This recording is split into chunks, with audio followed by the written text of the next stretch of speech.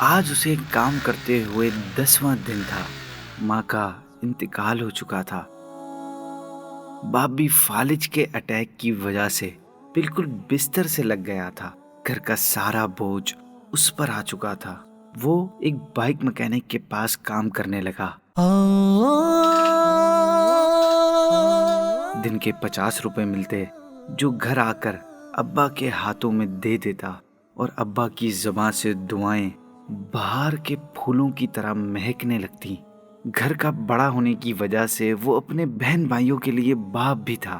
یوں ہی برسوں بیت گئے اور اب وہ 50 روپے 500 روپے میں تبدیل ہو چکے تھے۔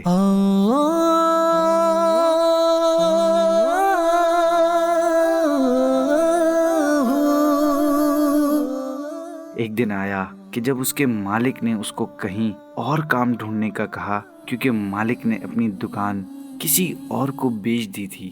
اس دن وہ بہت اداس تھا۔ گھر آ کر بھی وہ ساری رات انہی سوچوں میں گم تھا کہ نہ جانے کب اس کی آنکھیں بند ہوئیں اور وہ خوابوں کی دنیا میں چلا گیا۔ اگلے دن اس نے ایک رکشہ کرائے پر لیا اور چلانے لگا۔ چند دن بعد ابا نے پاس بٹھا کر پیار کیا اور بولے، بیٹا تیری بہن اب بڑی ہو گئی ہے اور اس کی شادی کرنے کی عمر ہے۔ وہ سوچنے لگا کہ ابا ٹھیک کہہ رہے تھے، مگر وہ کیا کرتا؟ رکشے کی مزدوری میں اتنا منافع نہیں تھا کہ وہ کچھ بچا لیتا۔ گھر کی دال روٹی ہی بڑی مشکل سے آتی تھی۔ 3 مہینے ہو چکے تھے۔ اب وہ رکشہ چلانے کے ساتھ ساتھ اس جگہ بھی کام کرتا تھا۔ دن کو یہاں آ جاتا اور شام کے بعد رکشہ چلاتا۔ اب اس کے پاس کچھ پیسے بچ جاتے جو وہ سنبھال کر رکھ لیتا تاکہ بڑی بہن کی شادی کی جا سکے۔ دن گزرتے گئے اور 10 سال کیسے گزرے کچھ معلوم نہ تھا، مگر ان 10 سالوں میں اس نے ہر وہ مزدوری کی جس سے اس کو کچھ ملا۔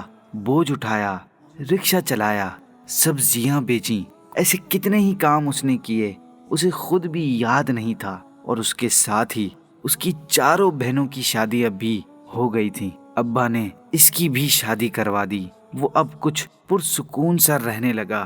البتہ ایک ذمہ داری ابھی بھی باقی تھی، اور وہ تھی اس کی اپنی بیٹی۔ ابا بھی اسے چھوڑ کر جا چکے تھے۔ وہ کبھی کبھی سوچتا کہ اس نے زندگی میں کام، محنت، مشقت کے سوا کیا ہی کیا ہے، مگر پھر پیارے اسلام کی بہترین تعلیمات اسے یاد آ جاتی۔ لوگوں میں سب سے بہتر وہ ہے جو دوسروں کو نفع پہنچاتا ہو۔ تم لوگوں کے لیے نفع بخش بن جاؤ، اور وہ اللہ پاک کا مسکرا کر شکر ادا کرتا جس نے اس سارے کام کی ہمت عطا فرمائی۔ یہ تقریباً ہر گھر کی کہانی ہے جہاں اکثر باپ تو کہیں بڑا بھائی یہ ذمہ داریاں نبھا رہا ہوتا ہے۔ اللہ پاک ہم سب کو اپنا اور دوسرے کا مقام سمجھنے کی توفیق عطا فرمائے، آمین۔